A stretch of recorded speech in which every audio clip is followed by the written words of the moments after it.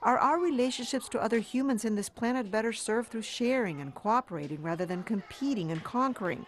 Learn how practicing generosity and the process of doing good raises acts of compassion and promotes positive social change.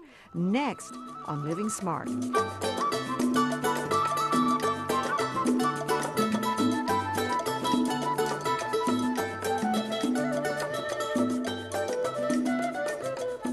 Welcome to Living Smart, the show designed to help you get the most out of life.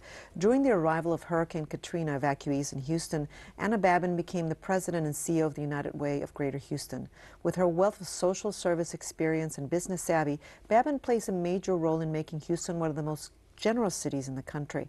The former CEO of Catholic Charities, Babin learned to combine compassionate and ethical leadership with a strong business sense. A respected community leader, she's able to convene corporate, nonprofit, and public sectors to address key community issues. On Living Smart, she shares the keys to her success and what she's learned about the virtue of generosity. Thank you so much for joining us. I'm delighted to be here. Thank you for inviting me. And I understand that you had an experience with the United Way as a child. So if you could share that with us. Well, actually, I would say going back to the whole question of generosity, it's the observation I had in my family. And people ask you, how do you become a generous person? And it's really by observing. My father was a poor weekend cotton farmer, and he worked at a valve industry during the week. And every Sunday, I saw him give $10 in his church envelope. And this is the early 60s. And $10 was a lot of money. Was a lot of money. And of course, I went to Catholic school, and they had the little envelopes. And so we were encouraged out of your allowance to give. And it was, I think some things about generosity are just learned at your parents' knee, you know? And experiences with the United Way have really evolved over my relationship with Catholic Charities, and being even one of their clients when I was a teenager in their family counseling program, and then realizing that they're generous to the whole circle of life, and that their services are contingent upon other people being generous to them. Right, right. And you studied accounting. Yes. You have a knowledge of how to run big organizations such as this. How do you lead people to be more generous, to give to a cause that maybe they don't know very much about? Well, you know, I think it always goes to the personal stories, and it also goes to who you're talking to. I think being a CPA has been great, but is it my calling? No. Did it pay the bills in the beginning? Yes. But when I talk to a CEO in a major corporation about giving and sharing of themselves, they want to know that I know what my finances are, and that the books are good and they're in order, and I have a sense of a business, but a business with a heart and a soul. Beautiful, beautiful. I wish we had more of that all around. I'd like to share this quote because it goes to the virtue of generosity. We make a living by what we get. We make a life by what we give. That's Winston Churchill. Yes, yes. And so it's easier for you to get people to understand that, right? Correct. And well, the easiness is in the sense that you get them involved. We talk about this whole thing about volunteering. When you give of yourself, when you give of your time, when you give of your voice as an advocate, that's in many respects greater than the financial gift. Right. Because it makes you a lifelong lover of that mission, that ministry, and that's what you want to have. And then that's contagious because others will do that. What have you found? Do you think that people give for altruistic reasons, for tax reasons? I know it's all of those, but what have you learned from that, about why people give? Well, people give because they've had a personal connection. I don't think if you talk to the top 10% of our givers at the United Way, would they say they give because of the tax? No, they give because they believe in a cause. Maybe they had a personal experience as a child in a foster home. Maybe they had a personal experience with cancer in their family. So they're tied to a mission a cause and a purpose, and that's what motivates them to give. Very good point. Now, do you think the majority of people show signs of generosity as children, or is it something that impacts them throughout their life? Well, you know, I gave you the example of my father, and that stuck with me all my life. And there were times in our early career, and my husband being a school teacher, we had very limited resources, but we still gave at what we could give. I know what I see in our world today is that the younger leaders, the young professionals, have more time now than they had the resources. So you get them involved first, right. and then and at the same time they're building their career, they're also gaining resources, and then the giving gives later. So you're going to see peaks and valleys in people's lives based upon their own personal income, but also their accessibility and availability of time. Now, we know that we are the richest country in the world, but yet we are fifth in giving. And there's a correlation, I understand, happiness correlation. Yeah. The more you give, the happier you are. Here is a quote by Lao Tzu: "If you would take, you must first give." Oh yeah, oh yeah, I agree.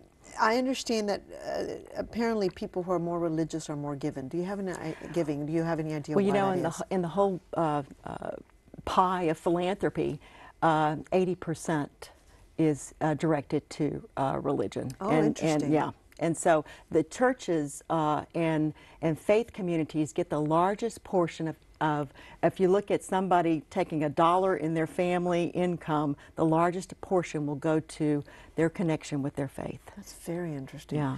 Now, we know that this was very surprising to me. Low-income people are the ones that give the most. It is not the wealthy that give the most. And that just totally surprised. It's not even the middle class. It is low-income people that give the most. We've seen Were that. you surprised at this? Well, I think the first time I heard it I was, but over the years I've seen it in action. I've seen folks, I think there's a connection that at some point in time in my life, I've been helped and someone gave to help me. Why wouldn't I give? Why would you give back? And folks are giving, you know, much greater percentage proportion of their disposable income than someone in the upper level of income. And that's what we call true sacrificial giving. Wow. And, but you talk about happy, you can see that. They're happier, and their family's happy, and I mean, it's almost a mystery sometimes. That's why it's called a virtue. It right? is, it is. Now, let's talk about the United Way. I know that we're living in tough economic times, and we know that the reason is foreclosures, a lot of foreclosure problems, and that has led to a tremendous increase in homelessness. Right. And you have specific programs that I think we should talk about, starting, because they also deal with children, which are the first victims of homelessness. Yes, yes. House of Tiny Treasures. Oh, yes. House of Tiny Treasures is really the first Bright Beginnings, one of our Bright Beginnings child care centers that is accredited, and it's totally focused on homeless children. And the beauty of it, we're about to celebrate 10 years of our Bright Beginnings, and it's a partnership with ExxonMobil. Next week, we're going to start a year-long celebration.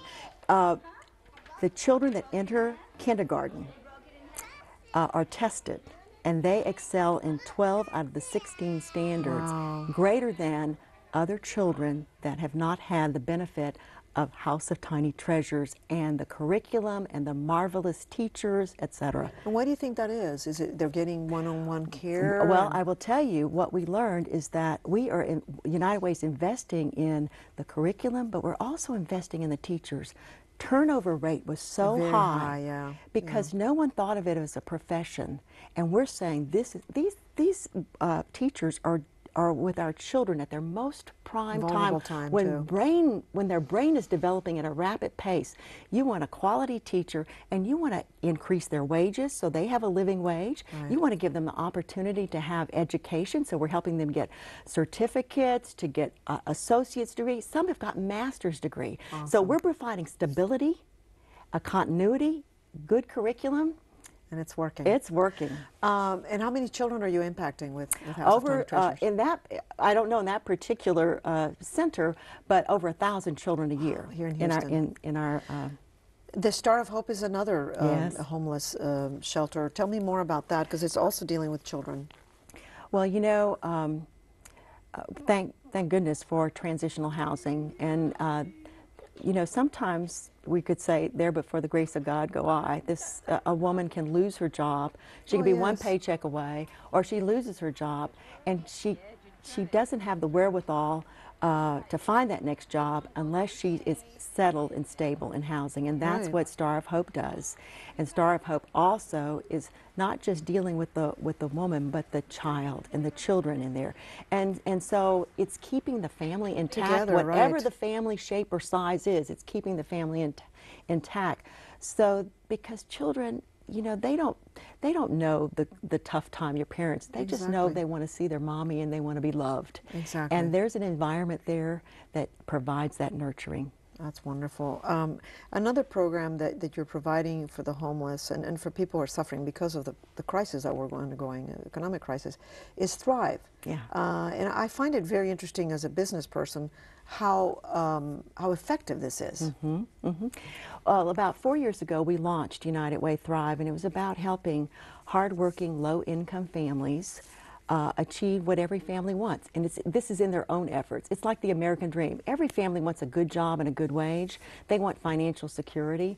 They want good, safe, and affordable housing, and they want success for their children. But we found, Greater Houston Partnership did this study, there were like 115,000 families in our community with children under the age of 18 that were making between $20,000 and $35,000 a year.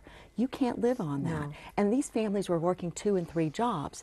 And people would always be concerned, well, these parents aren't there at the school with the teacher conferences. Well, they can't. They're at their 3rd job. Right. But what we were trying to do with Thrive is create this holistic collaborative that would help people increase their income, learn how to save, and with that savings, get an asset.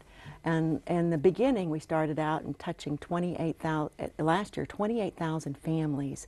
And a cornerstone to it is helping them get free income tax preparation. Very important. And 25,000 families last year got it prepared for free and brought in $32 million in refunds, tax credits, earned income credits, someone helping them maneuver, understand what they were eligible for. And that lifts up a family. For some of them, it was like a $2,500 refund, and that's like over a 10% raise for your whole year's salary. And these families, they didn't spend it on foolishness. They spent it on basic needs, and some of them learned how to save. And they knew that if you put $300 away, if a family has $300, the studies show that you can avoid homelessness because you have an emergency fund. Wow, that's very interesting. But it's 18 partners with different service providers with different gifts, helping them with financial security, job development and training, skills building, an individual development account, helping them to save. We have a credit union. You know, it's the holistic. To lift these families up, and then they're on the path of self-sufficiency. Right, which is what you want. Nobody wants to have people help them all the time. No, but some families don't have a mama and daddy that can guide them. Someone never taught them how to buy their first home. Right. Someone never told them, oh, credit cards, you need to stay away. You know? Yeah, and that's the problem, that a lot of it is just lack of information. Yep, you're right. So, and you're playing that role as well. Is there such thing as too much generosity? You just talked about how you don't give people a handout. Yet they say they give them a hand up. Is there such thing as too much generosity? I just don't know in what context that would be, and I think we have to equate generosity with not just the financial piece. I think we have to separate it. It is about the giving of time, but you want to talk about living smart. It's a piece of it. Right. It's a piece of your time. To be generous with your time. But you need to be generous with your time with your family too. Exactly. You know, it's a balance. It certainly is. It certainly is. What factors do you think, though, should influence your decision to give or who to give to? Well, because you know, we just recently heard all the money that went to Haiti and it didn't get to the right people, and we hear that all the time. And unfortunately, it hurts organizations such as yours, which is running well. But there are things that you, as a philanthropist, and we can all be philanthropists at different levels, right? You bet. Should know some factors you should know before you give, so you can be more effective. Well, I think we find that when it's the person you trust who asks you to give. in my world, if it's someone that I care deeply about who comes to me and says, Anna, I really want you to take a look at this because this means so much to me. And this is how really it's the one-on-one, the personal invitation that gives. The second thing is to invite them to take a tour or to visit the place, to see it firsthand. You're going to always have skeptics. Even if my best friend tells me, you're going to figure out, well, I don't know if I have. Let me go check it out. Let me meet the leadership there. Let me watch them in action. And then the third thing is, you know, go to the websites. Yeah, there are a lot of websites that say how, you know, if charities are reputable, right? Right. And actually go to their own website to see their financial statements and their information tax return, and you'll get a feel about them as well. Right. And then it's like, you know, this is a big, small town, I say. Yes. People know everything. Who they can trust, and the word will be on the street, you know, and the word's on the street about a lot of great organizations, and so you have to take that into your decision making about where you want to give. I think online there's something called Charity Navigator. Charity Navigator, and that'll help you decide. Do you find that now because of the recession, people are giving less or more? No, they're giving more, I'm happy to say Houston's so different. I have colleagues at United Ways in other parts of the country that are just going dramatically down, and I think it's because we deliver on our promise, and Houston takes care of itself. Right. And in our United Way campaign, we've got a $77 million goal. Last year we raised $74.3. We're feeling good. We're going to get $77 million. We're not finished. Some campaigns are just starting right now. We'll finish at the end of March, but it just, I mean, we've had some large double-digit percentage increases in some of our companies. And it's not just the corporate gift, it's individual giving. People are giving more and more. More are giving $1,000 and more a year, too. So I would say not in Houston, Texas are we seeing a decline. People know what the need is. And we always say, especially after Hurricane Katrina, when we had all those evacuees in the city and we were trying to raise our campaign and it hit right in the middle of our campaign. Then on top of it, the community gave us another $10 million. You know what we said? You know, this is Houston. We just don't sit back. We do something about it. And they do it through gifts of time and talent. What does generosity, from your own personal experience and what you've seen, what does it mean to you? Well,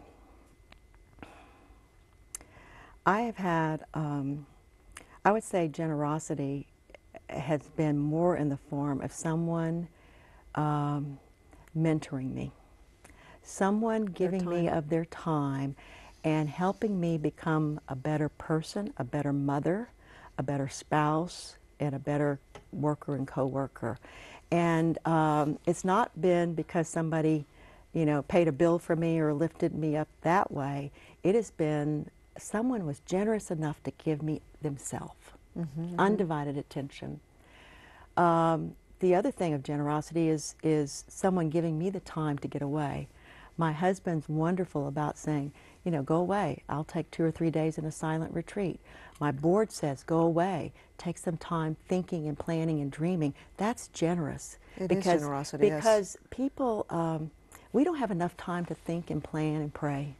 It's so fast-paced. It is. And to get that is a gift. It is. And you know, that's what I treasure most, is that time that I get. And that leads to the next question about volunteering.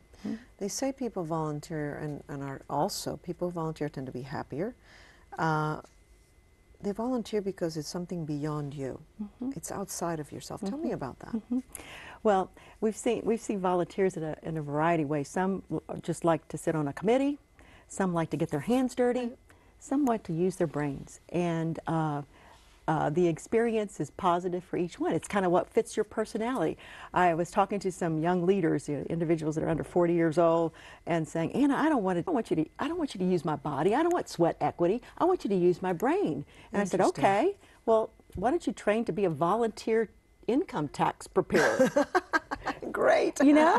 Or why don't you help tutor these children in math?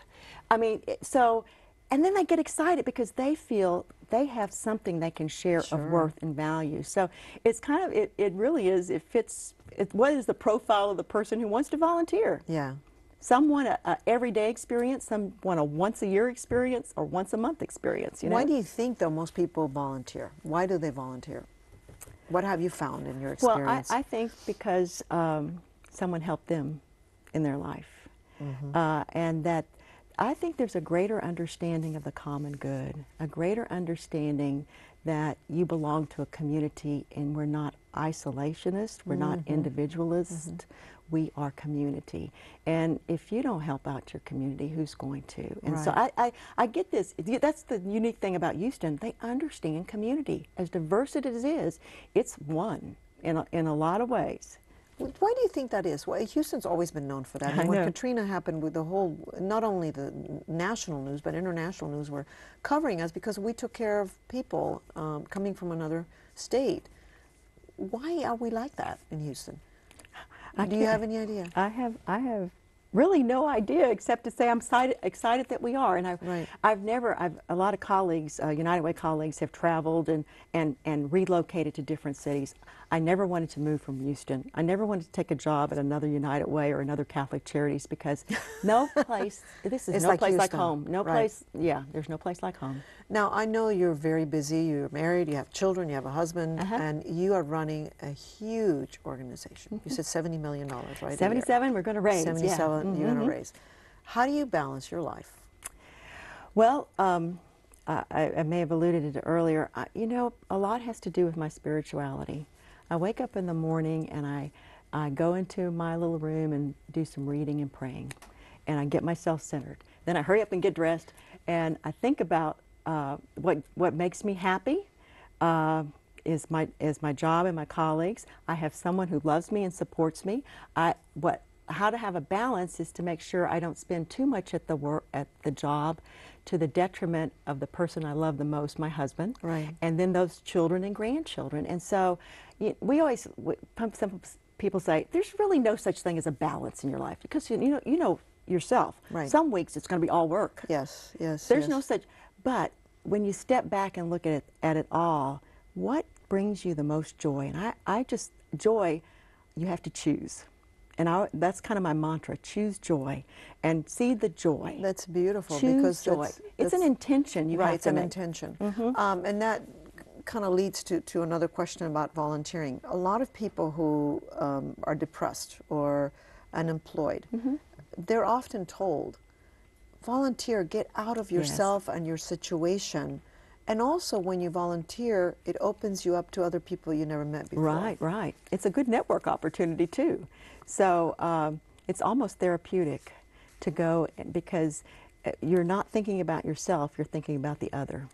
Have you seen in your life any anecdotes of people who had never volunteered before and this in a way changed their life? You probably did it yourself when you were young. Well, I know you volunteered. Yeah. The sad thing was everybody who wanted me to volunteer would always put me on the finance committee, which is because I'm the CPA, and I went, I want to be with the program. Give me the exciting piece. But you know how people will pigeonhole you. But I've either done it at my children's school, at their elementary school. I was on the school board. I've always done something at the church. That was volunteering. But then when I got to the United Way, and actually to Catholic Charities, there were lots of the Houston Food Bank, Texas Interfaith Housing, but I saw that as a benefit for me to learn the community. So it was almost a selfish thing for me, I'll be very honest. Well, that's the way I learned community. That there are many facets. We've got housing needs, we have hunger needs, and so by volunteering at these different organizations, you gotta kind of could put your arms around the breadth and depth of community needs and wonderful assets we have in the community to address those needs. That's excellent. I'd like for you to share with us the 3 things about the virtue of generosity that you think are most important, so that people can take that with them and think about, giving. Well, I would say the virtue of generosity. I could say generosity has a face it has 3 faces. Let me just say that. One is being generous of your personal worth, and your personal worth is not just what's on the balance sheet and the dollar amount. it's your personal worth as a human being. As a person. And so it's what you give of yourself personally is generosity. What you give of yourself financially is generosity. And when you can't do an actual, you know, volunteer, what can you do as an advocate with your voice? Can you write letters? Can you speak on behalf of someone who cannot speak? Right. And so I would say it's giving voice, it's giving your talent, and it's giving your treasure. Right. I'd like to know how you live smart. I think I already know how, but if you could share with us how do you know you are living smart? Well, I know I'm living smart if I'm happy, you know. And not to say that there's not workload or, you know, a schedule that could be just a calendar that can be out of this world. But when I go home in the evening and I can say, this was a great day, I know I've lived smart. Thank you so much, Anna Babin, for joining us. You're quite welcome. And thank you for watching. To learn more about the virtue of generosity, go to our website. There you'll find a complete resource list. You can also email us or call us with your comments at 713-743-8513. And that's our show for today. I hope you've enjoyed it. Remember to live smart. I'm Patricia GRAS. Have an easy, relaxing week. And give. Thank you so much. Appreciate it.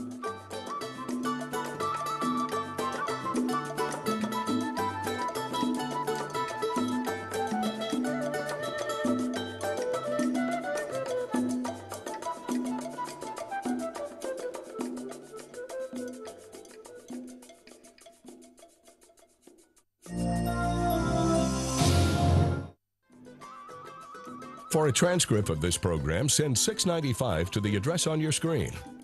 Please include the name of the guest.